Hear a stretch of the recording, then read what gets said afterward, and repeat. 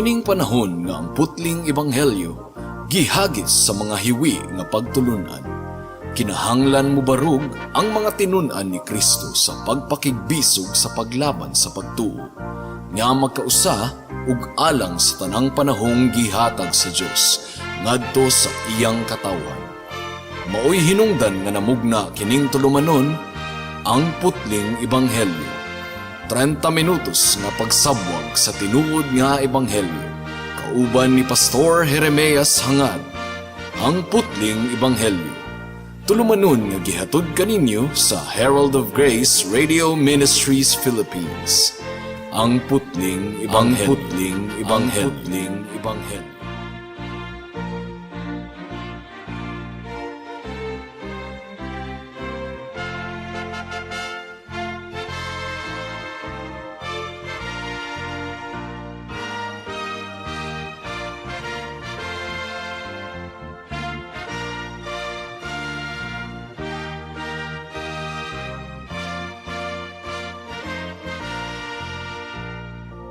Alang sa pagpamalandong sa pulong sa Ginoo ning takna sa kahaponon, atong pag-ablihon ang Mark chapter 8 verse 31 to 33. Apan sa dili pa, akong gigreet ang akong lolo ug happy birthday. Nagsaulog siya sa iyang 93rd birthday ni adtong miaging semana. Ang akong nasulti 94, 93 pa di ay. Bisan pa mga kaigsuonan, taas na kaayo ang 93 anyos, dalaygon kaayo ang atong buhi nga Dios. Ug salamat sa mga anak ug mga apo nga miduyog sa selebrasyon sa birthday sa akong lolo Isabelo Lauri Sr. Mark chapter 8 verse 31 hangtod sa 33. Ang giingon dinhi mga kaigsuonan. Unya gisuginla ni Jesus ang iyang mga tinun-an nga mag-antos pag-ayo ang anak sa tawo ug gisalikway siya sa mga pangulo sa mga Hudiyo ingon man sa kadagkuan sa mga pari ug sa mga magtutudlo sa balaod. Patyon siya apan sa ikatulo ka adlaw mabanhaw. Gisulti niya kini sa iyang mga tinun-an sa walay lipod-lipod. Tungod niini gipalayo siya ni Pedro sa uban ug gibadlong. Apan miatubang si Jesus ug mitan-aw sa iyang mga tinun-an unya gibadlong niya si Pedro, pahawa Satanas. Ang imong hunahuna iya sa tawo, dili sa Dios. Ang mensahe ning tagna sa kahaponon sumpay sa mensahe ni adtong miaging semana. May the Lord bless the proclamation of His word today. Now, ni adtong miaging semana atong isugdan sa pagtan-aw mga kaigsuonan or pagtuon ang makalilisa nga pulong sa Ginoo mahitungod kang Pedro. Sa bersikulo 33 ang giingon dinhi, apan miatubang si Jesus ug mitan-aw sa iyang mga tinun-an unya gibadlong niya si Pedro, pahawa Satanas. Ang imong hunahuna iya sa tawo, dili sa Dios. Sakit kaayo nga tawgon ka og Satanas, mga kaigsuonan, ug wala na malika si Jesus niini kundili gi-reveal or gipadayag ni Kristo nga ang hunahuna ni Pedro ni adtong tungura impluwensyado ni Satanas. Kung atong mahinumduman ang konteksto mga kaigsuonan, adunay great profession si Peter nga gilitok mahitungod sa atong Ginoong Hesukristo. Mark chapter 8 verse 27 to 29. And that was a great confession. Unya si Jesus ug ang iyang mga tinun-an miadto sa mga balangay sa Caesarea Philippo. Samtang naglakaw sila, iyang gipangutana ang iyang mga tinun-an, kinsa man kuno ako sumala sa mga tawo? Mitubag sila. Ang uban miingon nga ikaw mao si Juan nga magbubunyag. Ang uban usab miingon nga ikaw mao si Elias. Ug miingon pagayod ang uban nga ikaw usa sa mga propeta. Apan kamo, unsa may inyong ikasulti? Kinsa man ako? Nangutana si Jesus kanila ug mitubag si Pedro, ikaw mao ang Mesiyas. So on the one hand, mga kaigsuonan, maayo kayo ang tubag ni Pedro, and it was a very bold and correct answer. In fact, gumikan sa tubag ni Pedro, gideclare sa Ginoo ang panalangin kaniya ug sa iyang iglesia. Giingnan siya ni Jesus, bulahan kagayod Simon nga anak ni Jonas, kay kining maong kamatuoran wala moabot kanimo pinaagi sa bisan unsang tawhanong pamaagi. Ang akong amahan nga atua sa langit mao ang naghatag niini kanimo. So gihatag ni Pedro ang insaktong tubag, ikaw mao ang Kristo. Apan mahinungdanon usab mga kaigsuunan nga atong masabtan that at this point ang pagsabot ni Pedro mahitungod sa Mesiyas dunay mga depekto gumikan kay wa pagyud niya masabti kun unsa gayud ang ministeryo sa Mesiyas. Nagtuo si Pedro nga ang Mesiyas usa ka yutan-on nga political ruler, nga ang Mesiyas mao'y magpahiling kawas sa Israel gikan sa pagkaulipon niini sa Roman Empire, ug ang Mesiyas mao ang magpadato ug magpauswag sa Israel aron mahimo kining bantugan sa tibuok kalibutan. Mao'y hinungdan nga niadtong gianunsyo na ni Kristo ang mahitungod sa iyang kamatayon, gibadlong siya ni Pedro. Nakuratan gayud kayo si Pedro mga kaigsuonan. Dismayado kayo si Pedro. Verse 31 and 32. Gisulti niya kini sa iyang mga tinun-an sa walay lipod-lipod. So ang pulong, ang ebanghelyo, gisulti ni Kristo sa iyang mga tinun-an sa walay lipod-lipod. Tungod niini gipalayo siya ni Pedro sa uban ug gibadlong. Apan miatubang si Jesus ug mitanaw sa iyang mga tinun-an, unya gibadlong niya si Pedro, "Pahawa Satanas, ang imong hunahuna iya sa tawo dili sa Dios." So gisulti ni Marcos mga kaigsuunan nga giwali ni Kristo ang tataw kaayo nga mensahe mahitungod sa iyang kamatayon. In other words, ang ebanghelyo ang giwali ni Kristo nga siya mamatay didto sa cross sa Kalbaryo ug pagkahuman sa ikatulo ka adlaw mabanhaw siya apan sa pananaw ni Pedro mga kaigsuunan. How could this be? Unsa maning pagkaunsaha nga mamatay ang Mesiyas? Giingon ba ni Kristo nga ang Mesiyas, ang hari, nga dugay na nilang gipaabot, patyon lamang? So nagtuo si Pedro nga si Kristo nasipyat, mao nga iyang gibadlong si Kristo. O you see, dili gayud bato si Pedro nga patukuranan sa iglesia. Kay kung bato si Pedro nga patukuranan sa iglesia, dali ra gyud kaayo siyang masipyat mga kaigsuonan. Ato kining gibalik-balik gumikan kay giilugan si Kristo sa iyang titulo ug papel. Si Kristo mao ang bato ug siya ang bugtong patukuranan sa iyang iglesia. So maayo man ang intensyon ni Pedro, dili siya gusto nga ang Mesiyas pagapatyon, maayo ang iyang intensyon. Gusto siya nga ang Mesiyas magmadaugon. Mao nga iyang gikurihir ang atong Ginoong Hesukristo. O gibadlong gayud niya si Kristo, mao kini ang Greek language nga atong gitun-an mga kaigsuonan. So maayo ang iyang tumong, maayo ang iyang intention, pero daghan kaayong mga sipyat sa kasaysayan sa kalibutan nga inubanan sa maayong intention. Ang wala ma-realize, ang wala maamguhi ni Pedro mga kaigsuonan, nga niadtong tungura gigamit na siya ni Satanas aron pugngan ang buluhaton sa atong Ginoong Hesukristo. Sa Ebanghelyo sumala ni Matthew, atong mabasa ang additional statement sa giingon ni Jesus. Miatubang si Jesus ug miingon kang Pedro, "Pahawa Satanas, usa ikaw kababag sa akong agianan, kay ang imong hunahuna sa tawo ug dili sa Dios." So babag, iskandalon sa Greek language. Gikondenar sa Ginoo ang tanang mga katawhan nga nahimong babag nga ang uban makaduol sa atong Ginoong Hesukristo. Gikondenar sa Ginoo ang mga tawo nga nahimong instrumento ni Satanas ingon nga kapandulan sa mga katawhan nga dili sila makaduol sa Ginoo. Ang giingon sa Luke chapter 17 verses 1 to 2. Unya giingnan ni Jesus ang iyang mga tinun-an. Ang mga butang nga makaangin sa mga tawo sa pagpakasala mahitabo gayud apan alaot ang tawo nga tungod kaniya mahitabo kining mga butanga. So katong mga tawo nga napandol ug nagpakasala kay gihimong excuse katong mga babag, manubag usab sila sa Ginoo, apan mas manubag gayud ang mga tawo nga nahimong instrumento nga napandol ang uban gumikan sa ilang kinabuhi. Ang giingon dinhi, maayo pa kaniya nga hikta ng iyang liog sa usa ka dako nga galingan nga bato ug itambog siya ngadto sa dagat kaysa makaangin sa usa niining gagmayng mga bata sa pagpakasala. Giwarningan usab kita ni Pablo nga mulayo kita niining mga katawhan nga mao hinungdan sa kapandulan sulod sa iglesia. Romans chapter 16 verse 17 ang giingon dinhi, hangyoon ko kamo mga igsuon nga magbantay ug maglikay kamo niadtong mga tawo nga mubahin-bahin ug musupak kaninyo pinaagi sa pagsupak sa pagtulunan nga inyong nadawat. So kanang mga tawo nga palaaway sulod sa iglesia ug mao'y hinungdan sa panagbangi, likayan kuno kanang mga tawhana. Ang giingon ni Kristo kang Pedro, pahawa Satanas, be gone, Satan.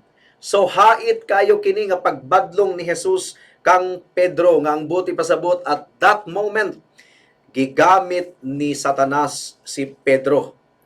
Ug wala masayod si Pedro nga nahimo na dai siyang instrumento ni Satanas. Maayo ang iyang tumong. It was of the best intentions tungod kay dili siya gusto nga mamatay ang Mesiyas, pero iya di aing gisunod ang pagpangilad ni Satanas. Gumikan kay klaro kayo ang gingon sa Biblia, kung walay pag-agas sa dugo, walay kapasayloan sa kasalanan. So kinahanglan gayud nga si Kristo mamatay, iula niya ang iyang dugo ug mabanhaw pag-usab aron ang kasalanan sa mga katawhan mabayran pinaagi sa dugo ni Kristo. So ang punto sa atong pagtulunan ning takna sa kahaponon duha. Una, how does Satan work against us? Giunsa man ni Satanas pagpanglihok bato kanato. Ikaduha, how can Satan use us at times? Sa unsang paagi gigamit diay kita ni Satanas sa mga daghang higayon. Muuna kita sa unang punto mga kaigsunan, how does Satan work against us? Bisan pag-asang pahina sa pulong sa Ginoo mga kaigsunan, klaro kayo nga ang mga Kristohanon nagatubang o gitawag og spiritual war. Espirituhanon nga gubat, espirituhanon nga pagpakigbugno. Adunay mga espiritual nga realidad nga dili gayud nato mapasabot sa yanong mga pulong. It's very difficult to explain, pero tinuod gayud si Satanas ug ang iyang mga demonyo nagapanglihok. The Bible tells us that Satan is attacking us kada adlaw. Matag minuto sa atong kinabuhi si Satanas nang hilabot gayod sa mga katawhan sa Dios. Iyang gipunting ang iyang mga pana batok sa mga katawhan sa Dios. Ug kanunay nagbantay si Satanas kanato aron iya kitang samaran. Daghan kayo siyang mga pagpangilad, mga kaigsuunan. Ug mo kini usa sa tumong sa mga pastor nga gibutang sa Ginoo sulod sa iglesia aron maatimanan ug maprotektahan ang iglesia gikan sa mga pagpanglimbong ug pagpangdaot ni Satanas. Ephesians chapter 4 verse 14, paminawan ninyo mga kaigsuunan. Dili na unya kita sama sa mga bata nga maanod-anod sa mga balod ug mapadpad ngadto nganhi sa nagbalibali nga hangin sa pagtulunan sa malimbungon nga mga tawo nga magpasalaag sa uban pinaagi sa mga tanghaga nga ilang gibuhat. Before niini gipasabot ni Pablo ang mahinungdanon kaayong ministeryo sa mga pastors sulod sa iglesia. And all of this are taking place in our mind. Ang atong huna-huna mangyod mo'y kanunay disturbohon ni Satanas. Paminawa si John Calvin. Ang giingon ni John Calvin, ang kamatuuran kuno sagulan ni Satanas og bakak. Ang kahayag sagulan ni Satanas og kangit-ngit. Ang huna-huna sa mga tawo tamnan ni Satanas og mga bakak og sipyat nga pagtulunan. Uyugon ni Satanas ang kasing-kasing sa mga tawo aron makabaton kini og kasuko ug pagdumot sa uban. Ug pasilaubon ni Satanas ang mga panagbangi sulod sa iglesia aron matumpag ang gingharian sa Dios. Ug gusto gayud ni Satanas nga mawagtang mahugno ang iglesia sa Dios. Sumpay pa ni John Calvin, God employs unclean spirits in exercising believers by warring against them. So gitugot pod kini sa Ginoo nga mahitabo aron ang mga Kristohanon kuno dili magtinapulan, magmakugi sa pagpakigbugno. aron pakig-alkontrahan ang tanang pagpangilad, pagpangdisturbo o pagpanghilabot ni Satanas. Pwede siyang makauyog kunuhay sa church, pero dili gayud siya makatumpag gumikan kay ang giingon ni Kristo, walay makapildi sa iglesia sa Dios. Ug mo kini ang giyera nga giatubang ni Pedro ni adtong higayuna, ug sa daghan kaayong mga higayon sumala sa atong mabasa sa kasulatan. At this point, si Pedro wala gayoy alamag sa gibuhat na diay ni Satanas sa iyang kinabuhi. Gumikan kay si Satanas, matud pa sa Efeso Kapitulo 6, versikulo 11, mangililad. Ang giingon dinhi, isulob ninyo ang tanang kahimanan sa gubat nga gihatag sa Dios kaninyo aron makasukol kamo batok sa mga pagpanglimbong sa yawa. Mga kaigsuonan, timan ikini, limbungan si Satanas. Ug ang huna-huna nato mao'y kanunayng hilabtan ni Satanas. Mo'y kanunayng atakihon ni Satanas. Ug daghan kayong mga pamaagi si Satanas aron ilaro ng atong hunahuna aron ma-inspire kini nga magtudlo og sipyat. Unang Timoteo Kapitulo 4 versikulo 1 ang giingon dinhi, ang espiritu klaro nga nag-ingon nga sa umaabot nga panahon may mga tawo nga mamiya sa ilang pagtuo. Mao'y ilang sundo ng mga limbungang espiritu ug ang mga pagtulunan sa mga yawa. So, nagahisgot kini og mga limbungang espiritu ug mga pagtulunan sa mga yawa. So, doon na gayon mga demonic spirits. There is Satan that is constantly at work against the Church of Christ. John chapter 8 verse 44, si Kristo na mismo ang nagsulti niini, mahitungod kang Satanas. Ang giingon ni Kristo, mga anak kamo sa inyong amahan nga mao ang yawa, ug buot kamo musunod sa mga tinguha sa inyong amahan. Mamumuno siya sukad pa sa sinugdanan. Wala gayud siya mudapig sa kamatuoran kay wala man kaniya ang kamatuoran. Kun mamakak siya, natural lamang kana kaniya kay bakakon man siya ug amahan sa tanang bakak. Mao nga ang mga bakakon, mga kahigalaan, misunod sa ilang amahan nga mao ang yawa, kinahanglang maghinulsol ug mudangop kang Kristo. So si Satanas magtanom siya og pagduda sa atong kasing-kasing ug hunahuna og mga discouragements, mga pagkadismaya ug pagkadiskurahe. Adunay hunahuna nga makahugno nga mikalit lang og sulod sa atong utok. And this is what we are seeing with Peter in this passage, mga kaigsunan. Gigamit ni Satanas si Pedro aron i-discourage si Kristo. Ikaduhang punto, how does Satan use us at times? Sa unsang paagi, gigamit na diay kita ni Satanas sa mga higayon, mga kaigsunan. Well, Satan can use you to discourage and hinder others. Wa ba ka masayod nga basin sa imong gibuhat, mga sakit nga pinulungan nga wala gayud hunahunai og duro, na discourage na diay ang uban, nabugnaw na diay ang uban. Kanang mga garbuso nga mga pulo nga migawas sa baba, na discourage na diay ang uban. Kung madunggan pa lang unta nato ang tingog ni Kristo, gibadlong na unta taniya og miingong pahawa Satanas. Kay tanang mga garbo gikan kana sa yawa. Now, ang mga believers nga dili gayon magbantay, ang mga magtotoo nga dili mabinantayon, gigamit na day sila ni Satanas ug sa ilang kahuyangon, wa gayod sila masayod nga nahimo na day silang babag sa unsang pamaagi. Magsabwag og mga libak-libak, magsabwag og mga taho-taho, mga kaigsuonan. Matthew chapter 16 verse 23. Miatubang si Jesus ug miingon kang Pedro, pahawa Satanas, usa ikaw kababag sa akong agianan, kay ang imong hunahuna sa tawo ug dili sa Dios. So si Pedro nahimong babag. Now, wa ba mo masayod nga sa mga problema sa sulod sa iglesia? Kining mga panagbangi kanang dili pagsinabtanay sa sulod sa iglesia, apil gayod si Satanas niana, siya mo'y gauyog, mga kaigsuonan. Posible nga ang kasing-kasing sa mga miyembro sa iglesia matamnan og pagdumot ug kasuko. Unya muhawa na dayon sa church, mangluod na. So gigamit na ni Satanas.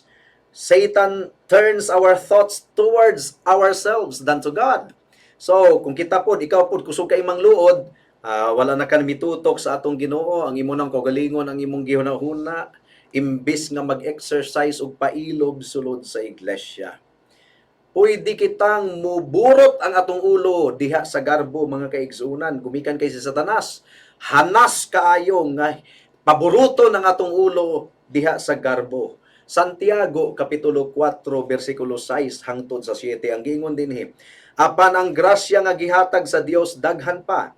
Sumala sa giingon sa kasulatan, kaaway sa Dios ang mga mapahitason apan maghatag siya grasya sa mga mapainobsanon. Busa pag masinugtanon kamo sa Dios, sukli ninyo ang yawa ug mudagan siya.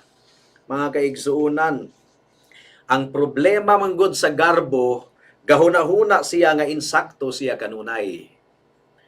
Now, aduna bay higayon sa imong kinabuhi, higala, nga imong gisulti sa imong kaugalingon nga basig sipyat po daay ko, no? Basig gigamit na daay ko ni Satanas. Now, pamalandungi ka na, higala. Pamalandungi ka na, igsoon. It is far more likely nga gahuna-huna ka nga ang uban gigamit ni Satanas. Basin di ikaw di mo gigamit. O nga pagbantay, igsoon. Kanunay sutaa ang imong kasing-kasing gamit ang pulong sa Dios. We can cause strife with one another. Ambot pasabot ni ana, pwedeng kita mo'y hinungdan sa panagbangi sa uban. Ang imong kasing-kasing ba napuno og kaluod or nasakitan ka or nasina ka sa igsuon kauban sa iglesia, mga kaigsuunan, pagbantay gayud. Ephesians chapter 4 verse 26 to 27. Kung masuko kamo, bantayi nga dili kamo makasala ug ayaw palungtara ang inyong kasuko sa tibuok adlaw. Ayaw hatagig higayon ang yawa. Aguroy, kung ang atong kasing-kasing nagatiman og kasuko niini, gihatagan na diin nato og higayon ang yawa. Hinaot nga nagikistorya ang Ginoo ilabi na sa mga pamilya nga identified ingon nga Kristohanon nga pamilya pero adunay panagbangi sa isig ka pamilya. Now, he can make us so unhappy. Murag dili na ta malipayon, ya mubiya kita sa church, nagmalampuso na si Satanas. And we will be completely unaware nga si Satanas di ang nagpanglihok, and we will feel completely right and justified. Hunahunao na to nga, mayra pumihawa ko sa church, ay, ubot kayo. Kunyawa ka kahibalo nga ikaw di ay mo'y gigamit ni Satanas. In such a condition, we will be blind to do harm with what we are doing.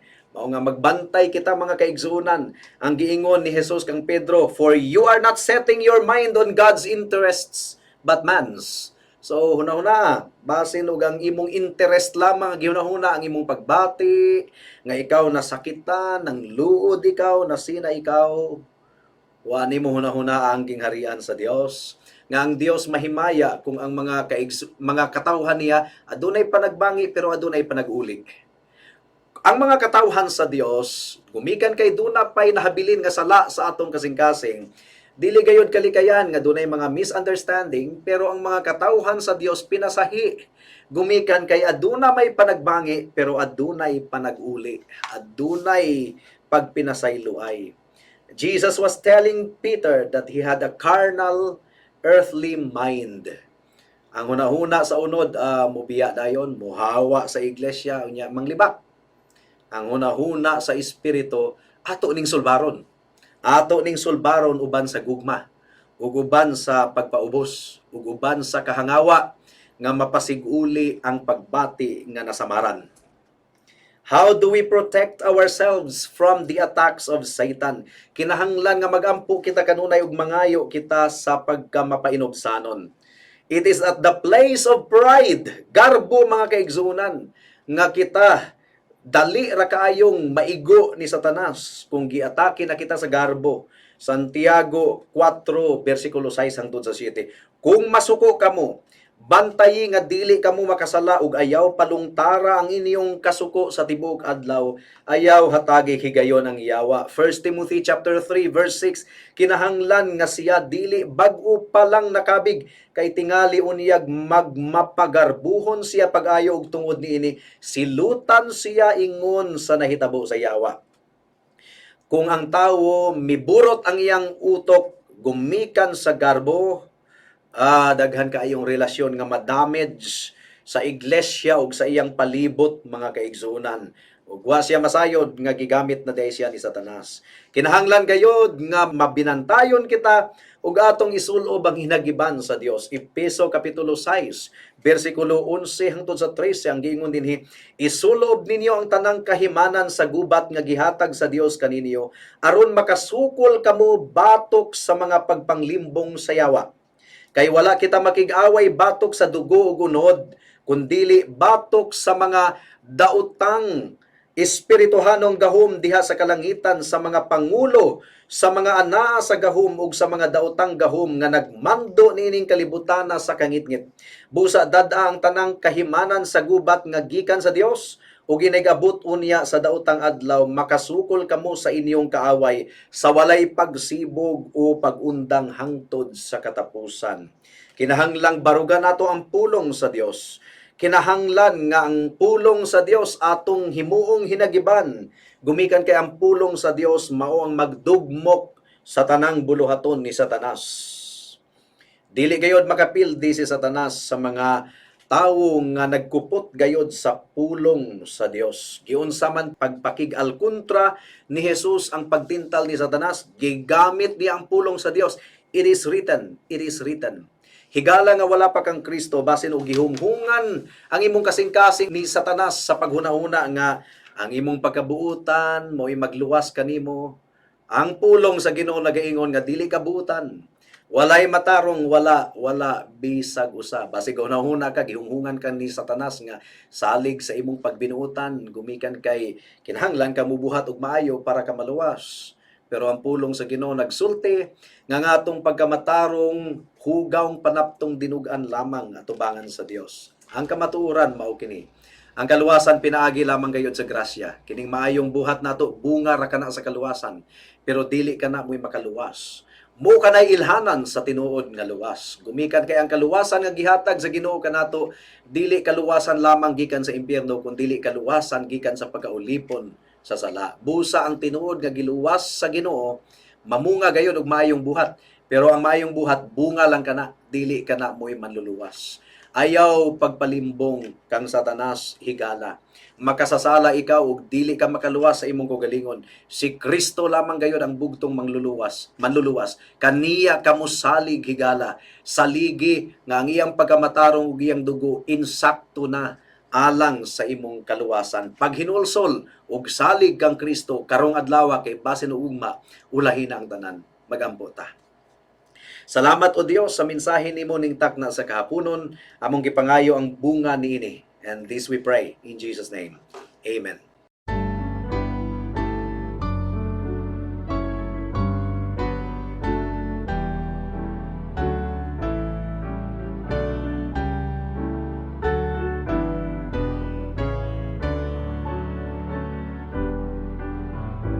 Ikuyog ako, O Jesus, sa pag-alagad kanimo, tudlo iug tabagi ko, aron maantos kong tanan. Tabangi ko sa pagkabig, uban sa pulong sa gugma, tudlo ko sa pagtultol, sana saag sa dalan mo. Tudlo isa pailog mo sa pakig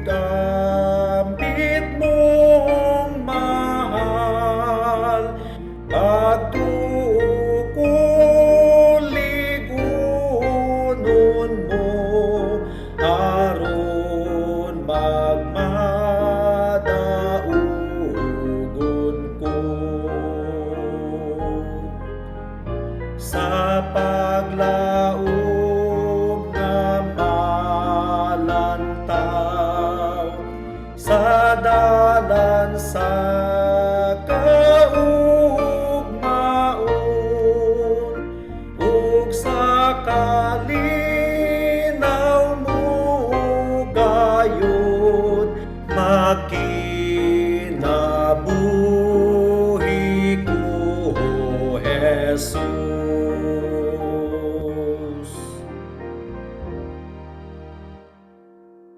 Alang sa dugang nga mga pangutana, mahimong mo text kang Pastor Jeremias hangad sa 0935 744 3030.